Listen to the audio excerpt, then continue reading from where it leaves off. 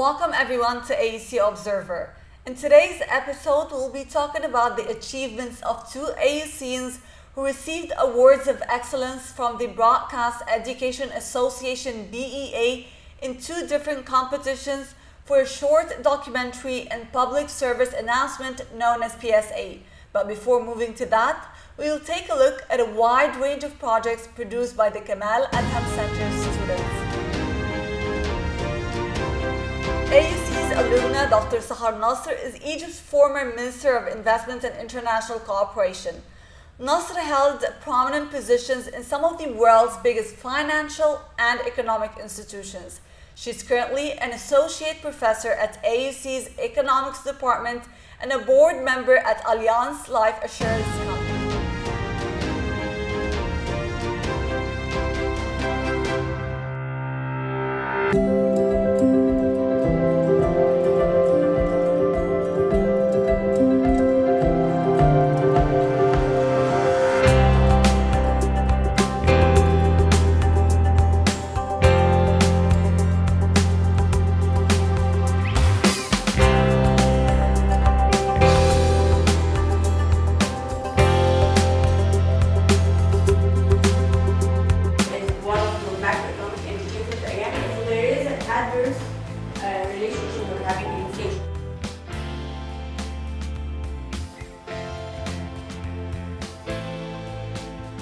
This is where you really get quality education.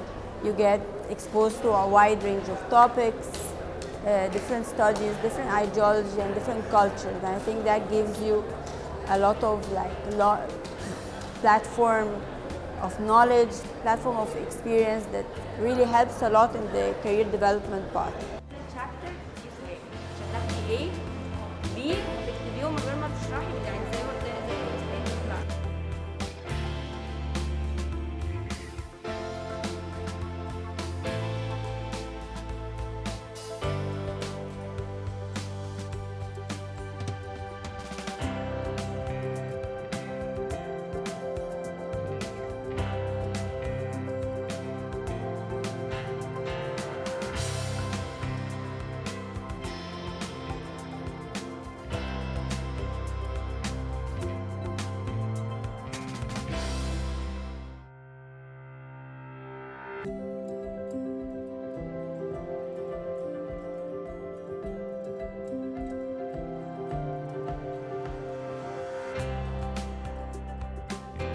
This is where I've managed to put all my skills, my international knowledge, my exposure, and my experience in serving my country and ensuring that we pool the required funds to finance huge development projects, to support a major and a comprehensive economic reform program that I'm very proud of, but also to improve the business environment and to attract more investments, startups and entrepreneurs in my own homeland.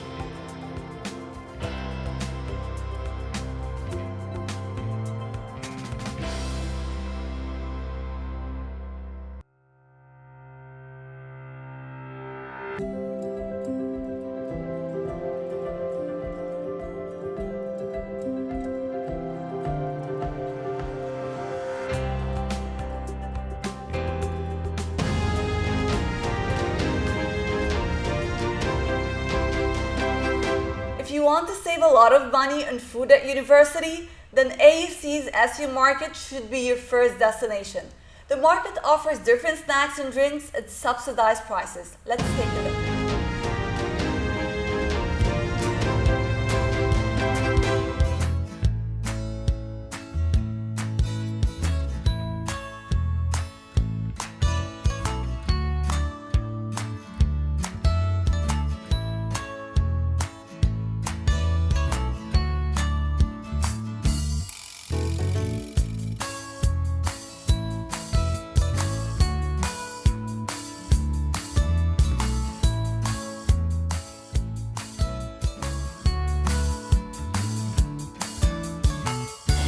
Oh, 1,000.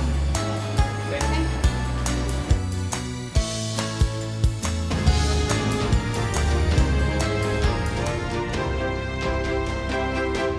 She's a pioneer geologist, academic professor, noted politician, and history-changing woman defender.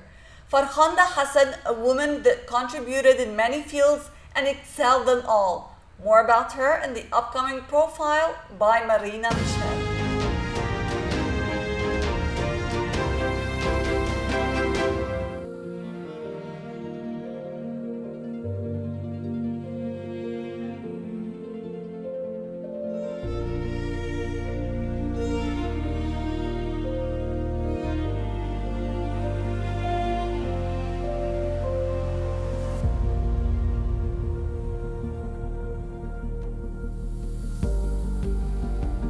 قال له الحق، ده بنتك عايزه تطلع جيولوجيه.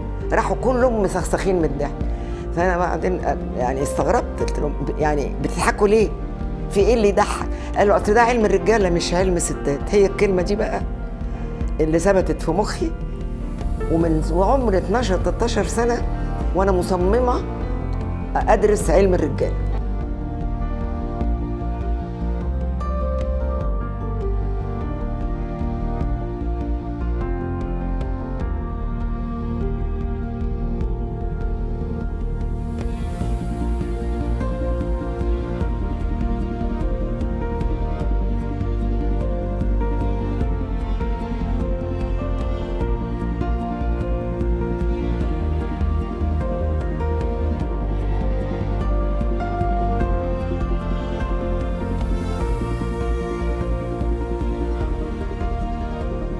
لما اشتغلنا على صخور القمر طلعت مطابقة للصخرة اللي احنا عملناها. كانت سعادة كبيرة جدا.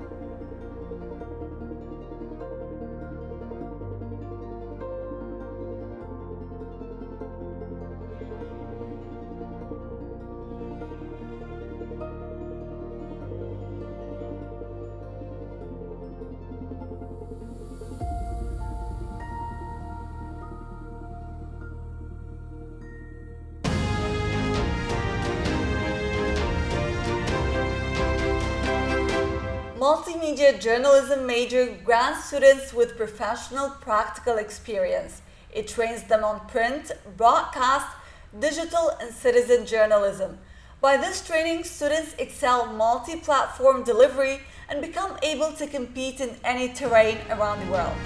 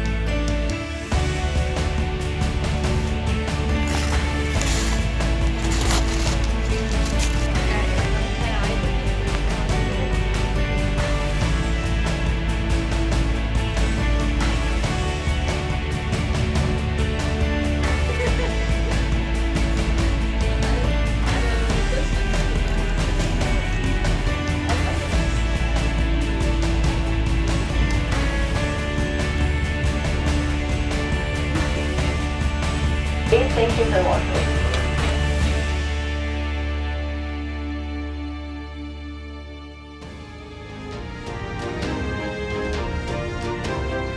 From a small-time video content creator to a local, then a regional sensation.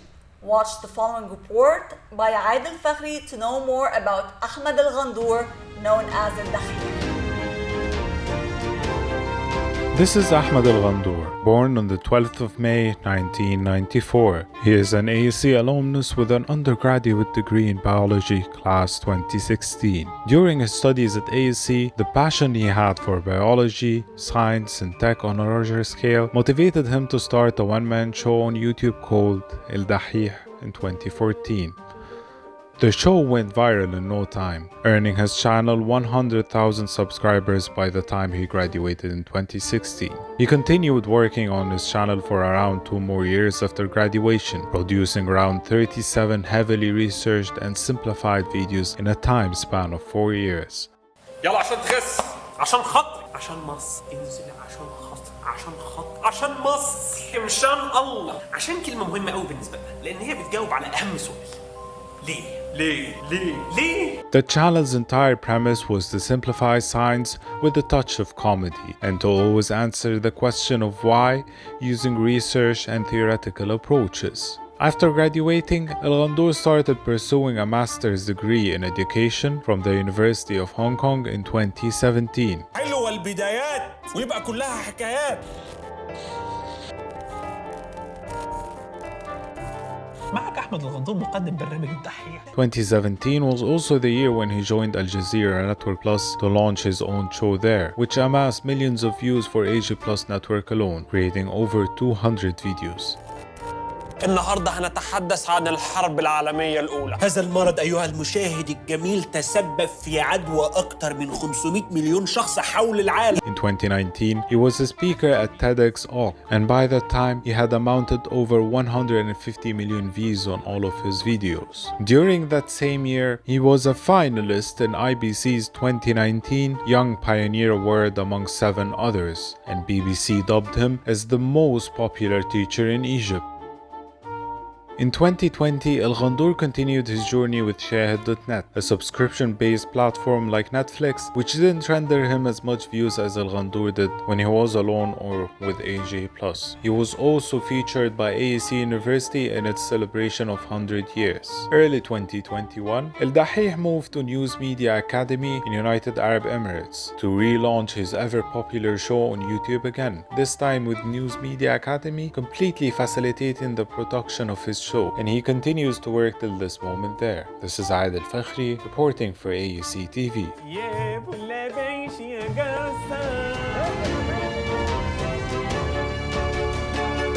We're back to campus, but there's something we need to stay conscious of.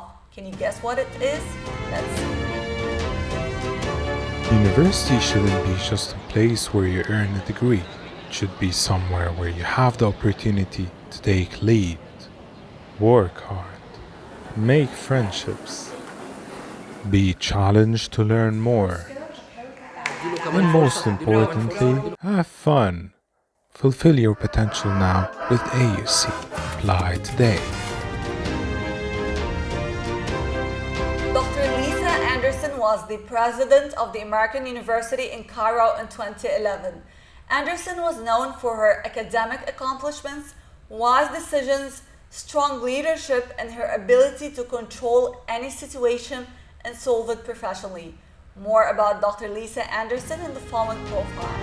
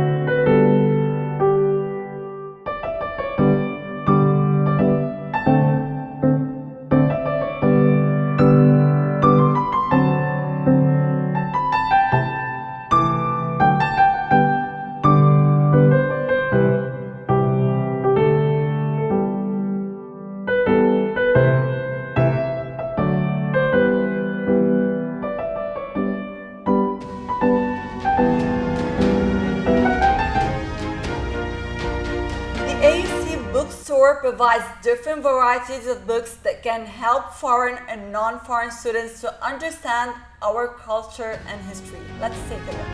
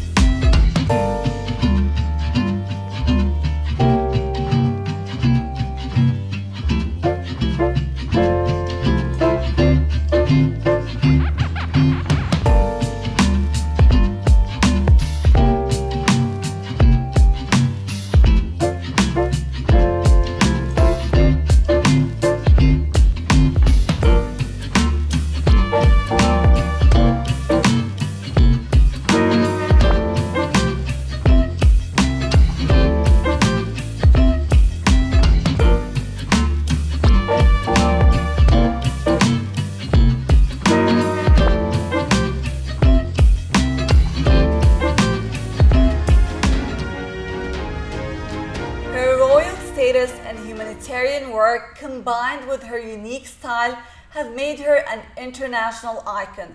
More information about AUC's alumna Queen Rania in the following report with Dua Farid. One of the most famous and influential first ladies in the world, Queen Rania Al Abdallah, wife of King Abdullah II of Jordan. Rania Al Yassin was born in 1970 in Kuwait to Palestinian parents. She graduated in 1991 after completing her degree in business administration from the American University in Cairo. Upon her graduation, she worked briefly in the banking sector in Jordan. In 1993, she married Prince Abdullah bin al-Hussein at the time, who assumed his constitutional position as the King of Jordan in 1999. In addition to being a mother of 4 children, Queen Rania has made great efforts in empowering women, protecting children, as well as raising the level of education in Jordan, where she launched the My School project and also launched the Queen Rania Al Abdallah Award for Educational Excellence. And she has 4 children's books whose stories are inspired by events she lived in her childhood. وعقدنا العزم على المضي في خطة طريق لإصلاح التعليم ورفع كفاءة معلميه وجودة مخرجاته. In 2005 and 2009, Forbes magazine selected her as one of the 100 most powerful women in the world, and international newspapers named her the most beautiful First Lady in 2011. Queen Rania contributes to the work of the United Nations Foundation and the World Economic Forum, as well as being chosen by the International Rescue Committee on its board of directors. In recognition of her efforts, she received many awards locally, regionally, and globally. Dua Farid, AUCTV.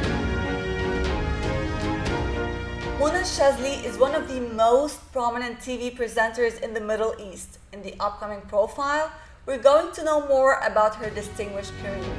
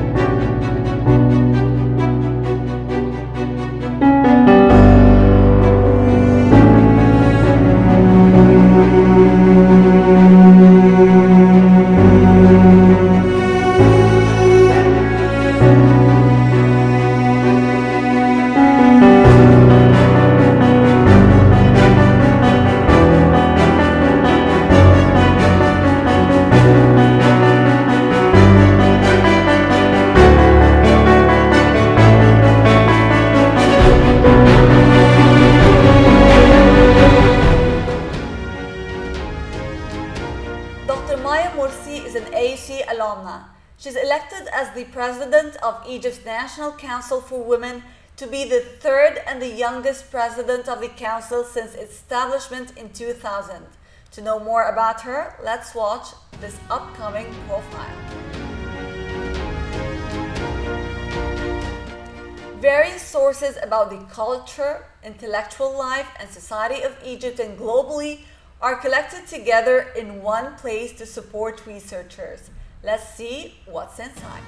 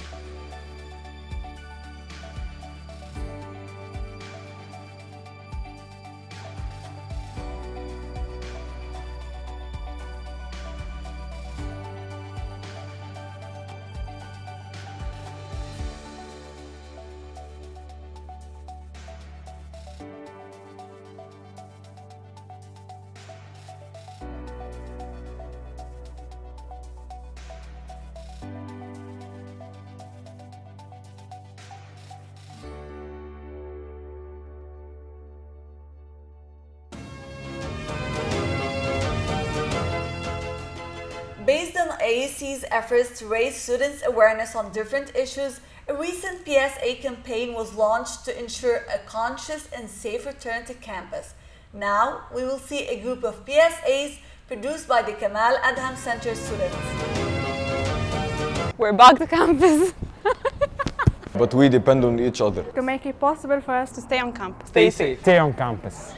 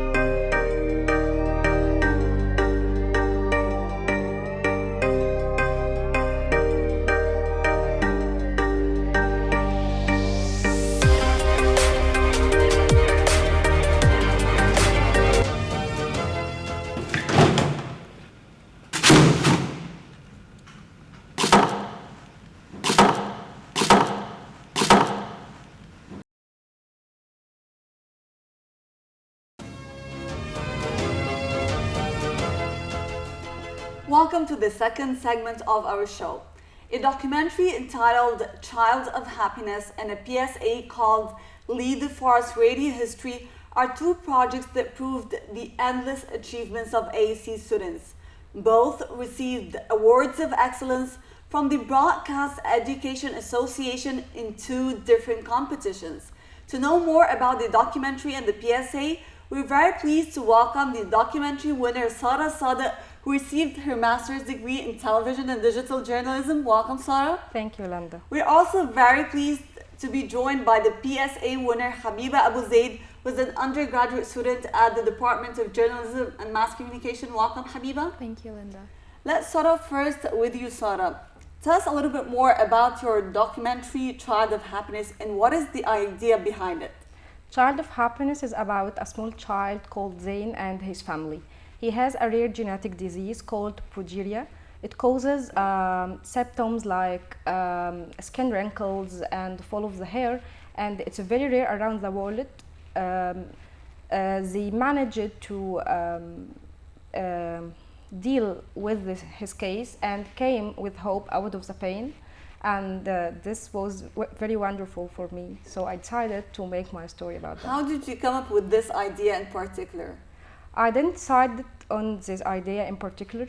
I thought of making a film about an issue related to the society and the human element. So I searched so long, and after many searches, I reached the idea of Zain and his family after watching them in many television reports and interviews. Okay, moving to Habiba. Habiba, tell us more about your winning PSA Lead the Forest Radio History. What is it about? Okay, so Leader Forest is the one who made the transistor radio possible, and he was also the first one to ever broadcast the piece of music from the Eiffel Tower. So that was a very memorable broadcast history, but somehow no one knew about it and no one gave him credit for anything that he did. And so we decided to give a voice to those who were lost in history, and since the competition was mostly dedicated to memorable moments in broadcast history, we decided to give him the credit and make the PSA about him so people would know more about his efforts. And what are the main challenges that you guys faced during producing such pieces? Let's start off with you, Sara. I had so many challenges, but I'll focus on two main challenges. First of all, I had to shoot for 3 days continuously from 11 a.m. to 11 p.m. In their home, and in their life in general, in supermarket, in the club, and with their friends, with strangers, to know more how they deal with people around them. Second challenge for me was that I had to call the Progeria Research Foundation in the US to find out more information about the disease itself, and this was very difficult for me as I had a deadline and they didn't reply to me quickly. So this was a main challenge for me. What about you, Habiba?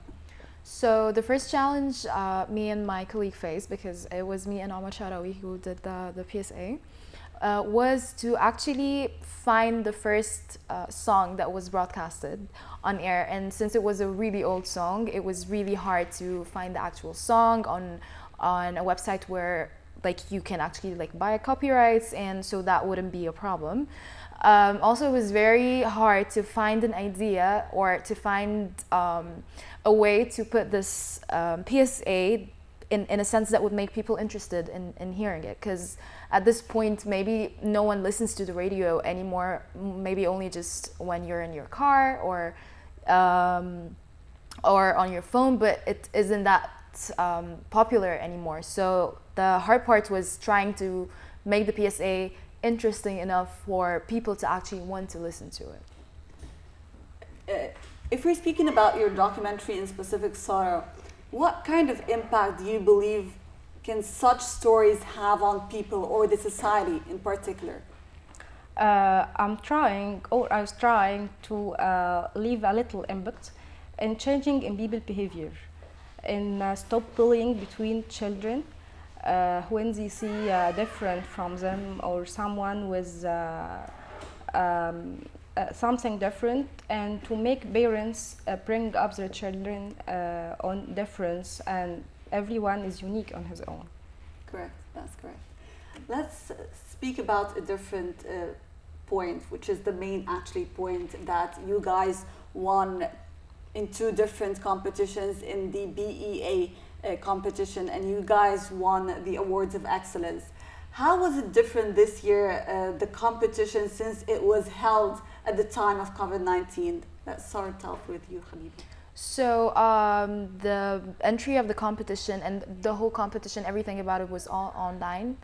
And maybe that kind of removed that fear or like factor that you're actually entering a competition, because like you're just online, you're attending classes online, you're doing the assignment online, even the meetings with like my partner were online. So it made us more comfortable in a sense, but so far like I was kind of hoping that the actual award wouldn't be online, but I mean that's the best that I could get in, and I'm glad. I'm just glad.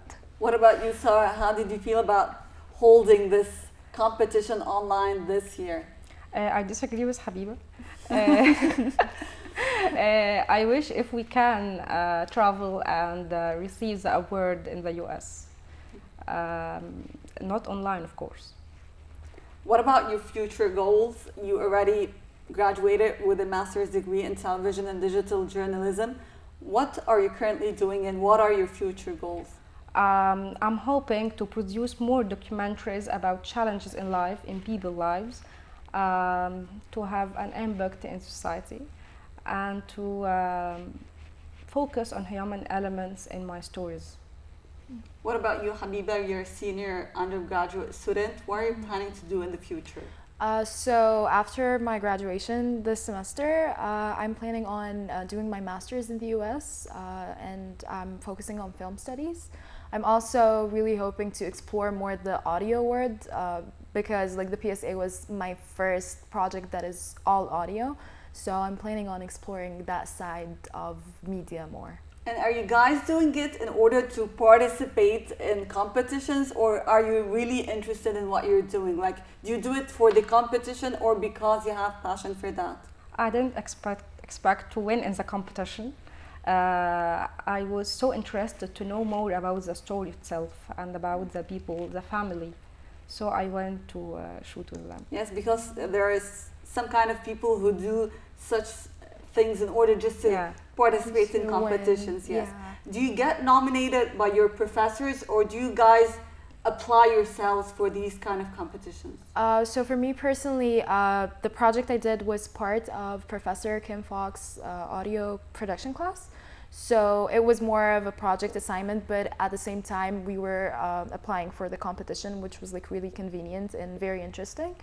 And that's everyone can everyone apply? in the class can, everyone actually did apply with the projects that they did for the assignment. They applied because the project's theme was to produce audio content, or PSA, that is for memorable moments in broadcast history. What about you, Sarah?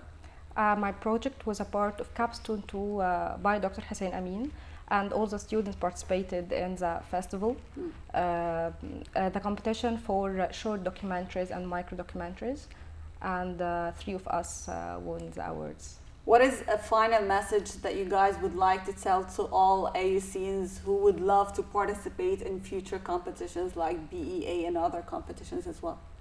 Never lose hope and focus on what you're doing, and you will win. I'd say passion is fire. If you have passion, you'll definitely get where you want to be.